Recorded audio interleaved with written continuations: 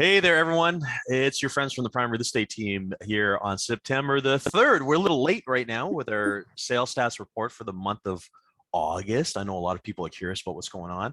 I got Megan out there in the field, truly a field, right?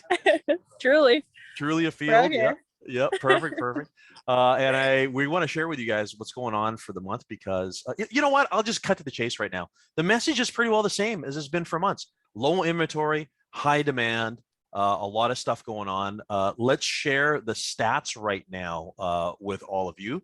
I want to show you what's been going on out there, right?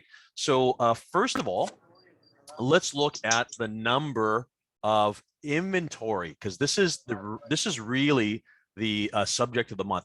There's 1,120 listings inventory out there in Victoria right now. I would like you to have a look at the rest of the August, typically 2,500, 28, 2,000, 36, 43, 5,000. You know, we're at about a quarter to a third of what we would normally have. The other thing to look at is December's, which are traditionally very quiet months. 12, 70, 19, 19, 13, 14, 25, 3,200. We even have less inventory right now than what we would normally have in a December, right? So that's really, yeah, it's crazy, right? And how is it feeling for you, Megan, as you're trying to show things right now?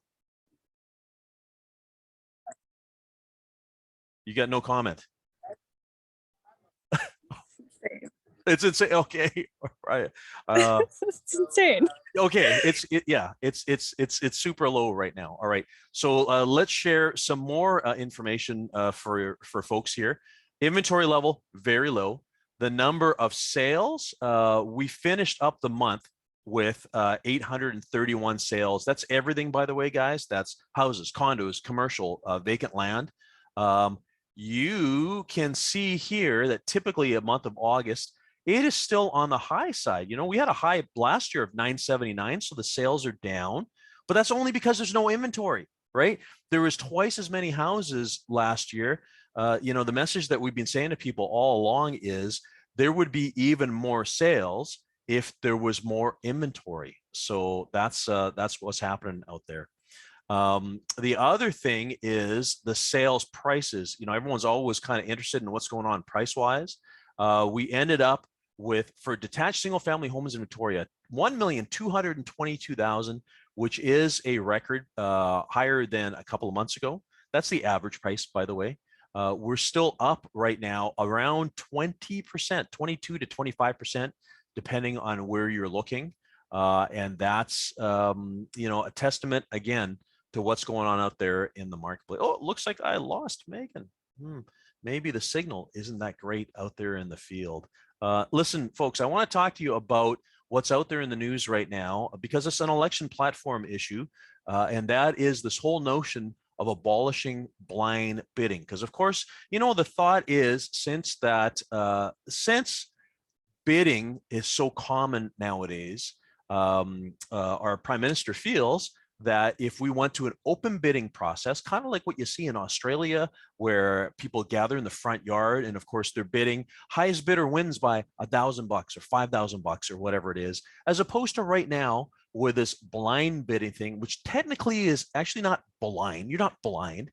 It's actually closed bidding as opposed to open bidding, where people have won by paying 50,000 or 100,000 or sometimes even more than the next buyer. So a question that comes up is this equitable? Will this work? Well, the reminder I want to say to everyone is that this is a point in time right now. We don't have bidding war situations happen out there very often in the marketplace. We just have had recently, just because of what's going on with the pandemic and with low interest rates and with low inventory. It's not going to be like this forever. The biggest question that people have had is how exactly is the federal government going to abolish blind bidding? Because of course, real estate is governed on a provincial basis. It is not federal. If it was federal, it would be more like a criminal act kind of situation. I'm not sure exactly how you're going to criminalize closed bidding or closed bidding process. But if you have any questions about this, just reach out to us because we will tell you more.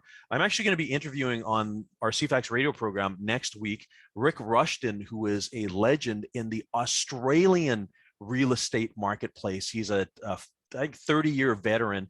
He's been around forever. He's going to tell us about what the auction process is like in Australia, because you know what, folks, it's not as glamorous as you might think.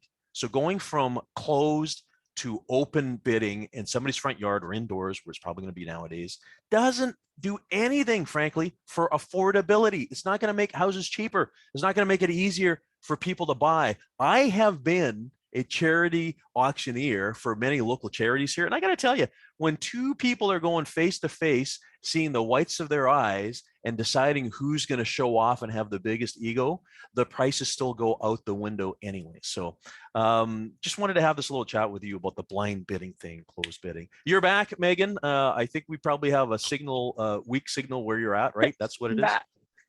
Okay. Yeah. All yeah, right. I think so. Out here in the field. Okay. Well, anyways, we gotta wrap it up. We'll make sure that we report to you guys this time next month. But that's what's going on. Still looking for inventory. So if you know of anyone who has a spare property, an investment property, something they've thought about selling for years, but maybe just haven't decided, it's now time to have that conversation. You can see, guys, as we've talked about, prices are higher because inventory is low and the demand remains what it is right now. So there we go. Megan, have yourself a great weekend. You too. All right. And we'll see the rest of everyone here this time next month. Bye. See you. Bye. Bye.